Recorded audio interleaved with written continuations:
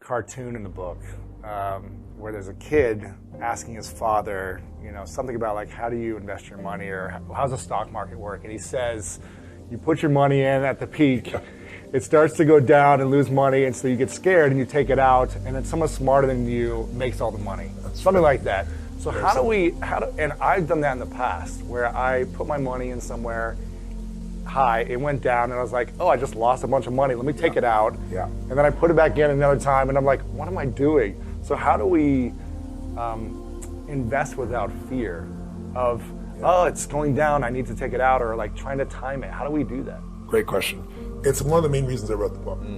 I always tell people, if you just read the second chapter of the book and nothing else, it'll change your life. And you can do that with multiple chapters, but that chapter is really about teaching people that winter is coming. We all know winter's coming, right, to coin a phrase, but that winter is the best time on earth. I know that's counterintuitive, and I don't mean like being a positive thinker, I mean pure facts. So in the book, I take you through 10 facts. I'll give you a couple of them right now. The first fact I give people is, why do people not invest? They're afraid of failing. If you're a millennial, right? So you grew up witnessing 2008 when you were still relatively young. How old are you now? 33. Okay, so you were, what, 27? What? 2008, 27. Yeah, 27, 28 years old. So you're a young man, and you're watching the world melting down in front of you. For most millennials, they are the first generation since the generation that went through the Depression that is not investing at the ratio they need to, even close. They have more debt than everyone, probably, right? With all the They have more loans. college debt than everyone, absolutely true. I have a friend that has $400,000 in debt, dental school. President Obama just paid off his debt 5 years ago while he was still president. No. I swear to God. Oh my gosh. It's mind-boggling. And he had a bunch of scholarships, but the last bit, it took him that long. So what I tell them is, listen, paying off your debt's not enough. You've got to become an owner, or you're always going to be in that place. So yes, pay off your debt, but here's what you need to know. You got to become an owner. You got to get in the game, but you got to understand the rules of the game. You don't know the rules of the game. The old phrase is, when a person with experience meets a person with money, we know the phrase, the person with the money ends up with the experience, the person with experience ends up with your money, right? Yeah. So I teach people the rules of the game so they don't get screwed. But the most important thing is this. Winter's coming, but people react. So let's take last year. Last January, 2016, we had the worst stock market opening in the history of the stock market. First, I think it was 10 days. There was a drop of $2.3 trillion with a T. Crazy. Everybody's freaking thinking the bear market's here, the market's over, the crash is here. I think the market dropped 800 points one day, and on that day, all the richest people in the world were in Davos, Switzerland, for the big conference that they do every year. And they went there, MSNBC went there, and everybody's freaking, what's happening? What are we going to do? And they said, let's go ask Ray Dalio. Now, your listeners may or may not know who Ray Dalio is. If you're not in the financial business, probably never heard of him. You probably heard of Warren Buffett, but Ray Dalio's done more. You had to have a $5 billion net worth and $100 million to give him, or he wouldn't talk to you 10 years ago. Now, he doesn't give a shit how much money you have, he won't talk to you, because he's got a closed fund. But they go and they put Dalio on television, CNBC, he's the king. What do we do? And he says, well, you don't need to panic. Corrections happen all the time. But you need a strategy that when markets go up and down, you don't go up and down. And he said, I spent 15 years of my life to perfect such a strategy. All of my money's in that plan. And he said, it's called All Seasons, and I've never revealed it before, but I gave it to Tony Robbins. He extracted it from me, and it's his book. So you got to go read his book. This is what he says on national television the day the markets are crashing. And that day, to give you an idea, which is the beginning of February, I think it was 9 days into February, the market was down 9% in the first 5 weeks of the year.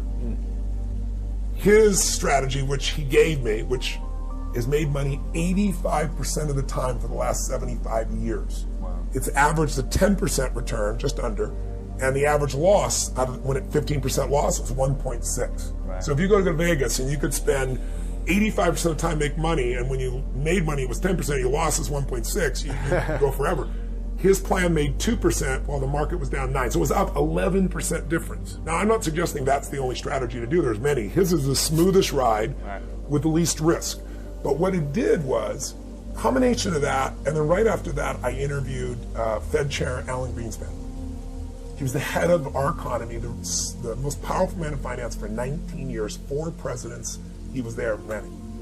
I was just with President Clinton this last week. He was the Fed chair for him.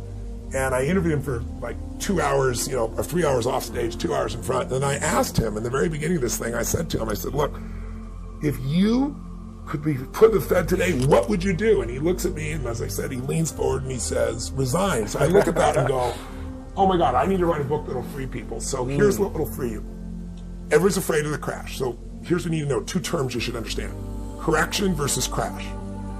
Anytime the market drops from its high by 10% or more up to 20, it's called a correction. Right. If it drops 20% or more up to 80%, like in the Great Depression, then it's called a crash or called a bear market. Okay.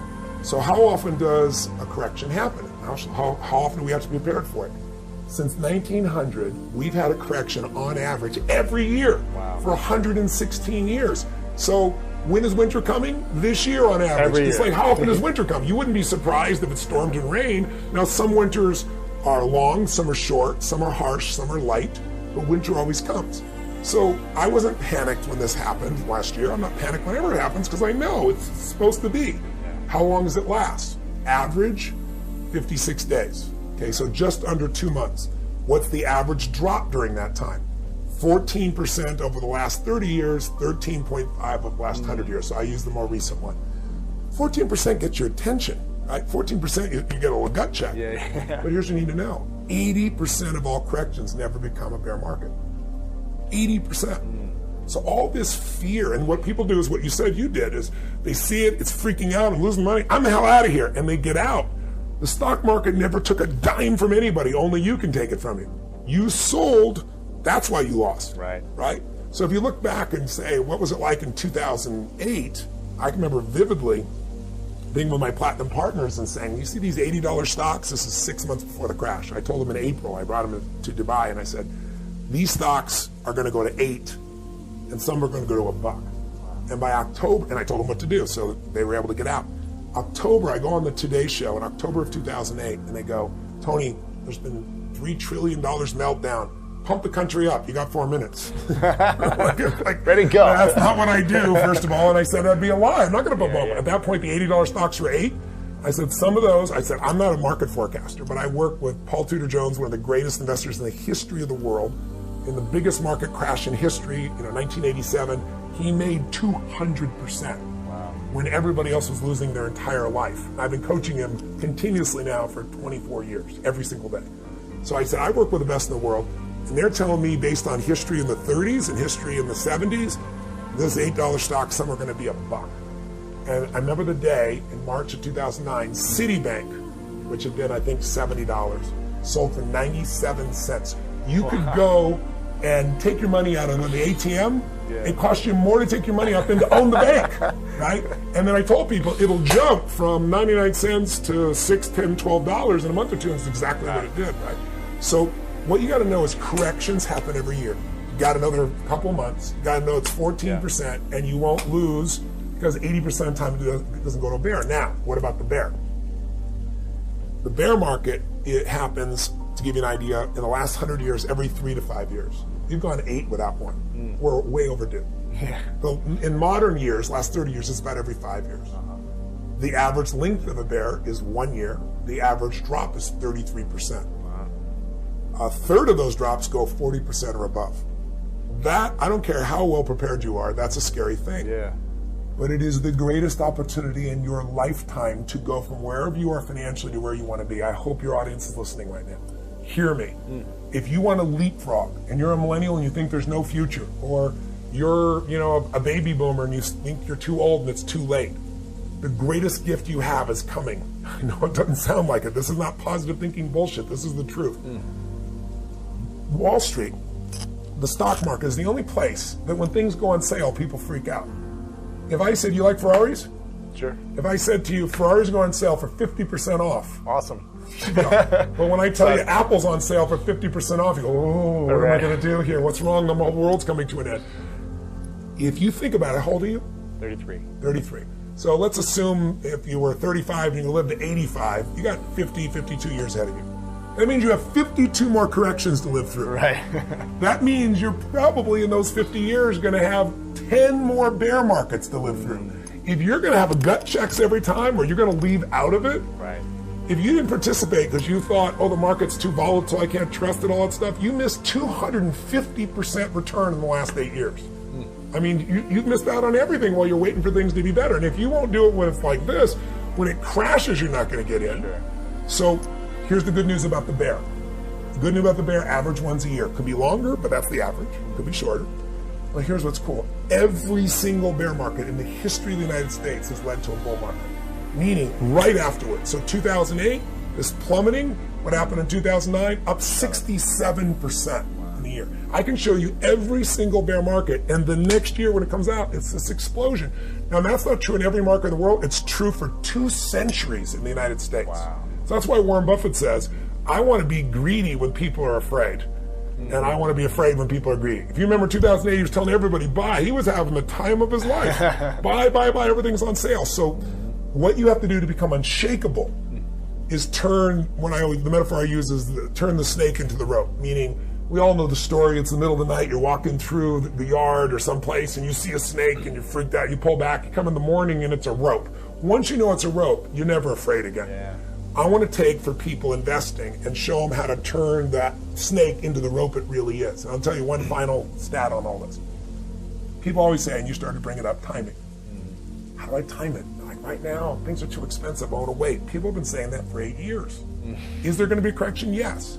But when it corrects, you want to invest again. You'll get dollar cost averaging. If you paid a little too much here, you'll paying less here. It'll bring the average price to a reasonable place. It's going to allow you to succeed. But here's what people need to know about timing. If you are not in the market, it's the most dangerous thing. This is so counterintuitive, so I hope your audience is listening. Let me show you. There's 2 different research projects. One was done by JP Morgan. I just spoke for them the other day at their Alternative Investments Conference. And to be in the room, there are 400 people. You have to have $1 billion network to get in the room. Crazy. It was mind-boggling, right? So JP Morgan did a study, and also Schwab did a separate study, 20-year studies. In the last 20 years, to give you an idea, the average S&P 500, that index, has produced 8.2%. Over 30 years, it was 10.28. In the last 20 years, a little bit less. Still great. You double your money, roughly you're in a position where you double the money a little more than every, what is it now, 7.2, so it'd be like a little more in 10 years. But here's what they found out. If you miss the 10 best trading days in 20 years, because you're trying to time the market and you're not in it, during one of those days, you went from 8.2% return over that period per annum, per year. It dropped down almost half, 4.5. What are the chances of you knowing the best 10 days to trade in 20 years? None, right? Warren Buffett said, market timers and market forecasters are only there to make fortune tellers look good, because no one can do it successfully. Even if they do it for a while, it doesn't last. It's luck. Jack Bogle told me, who started Vanguard, $3 trillion company. He said, we took gorillas, 1,000 in a room, and had them flip coins, and we said how many times they got heads, how many got tails. Just gorillas flipping them randomly. And he said one gorilla in that set of those turns flipped heads 21 times in a row. Now, when you look at that and see all these gorillas doing it, you look out and say, what a lucky gorilla. He said, but in the hedge fund industry, in the mutual fund industry, when somebody does 10 in a row, you go, what a brilliant investor. Right, what a genius. And it's just averages and luck at that time. Yeah. In fact, he showed me that 96% of all mutual funds fail to match the market over a 10-year period of time. Only 4% make it, and they're constantly changing. Crazy. So the statistic I want people to know is, if you miss the 20 best trading days in the last 20 years, just 20 days in 20 years, one day a year in 20 years, and you're wrong on timing. Your 8.2 doesn't drop to 4.5, it drops to 2%. You might as well have been owning a bond and have no risk. Right. If you miss the top 40 trading days, to give you an idea, you are minus 2%. So you got to get in the market. And if you're saying, what about my timing though? Study was done by Schwab. If you've got the perfect timing for the year, the right day, the best possible day to buy, some people, the worst day, someone else dollar cost averages, just keeps spending the same amount every month regardless of prices, and somebody stays in cash. Who has the worst return? The guy trying to time or no? Cash. The cash. You get nothing for cash. Gotcha. The guy who was the best had the best timing.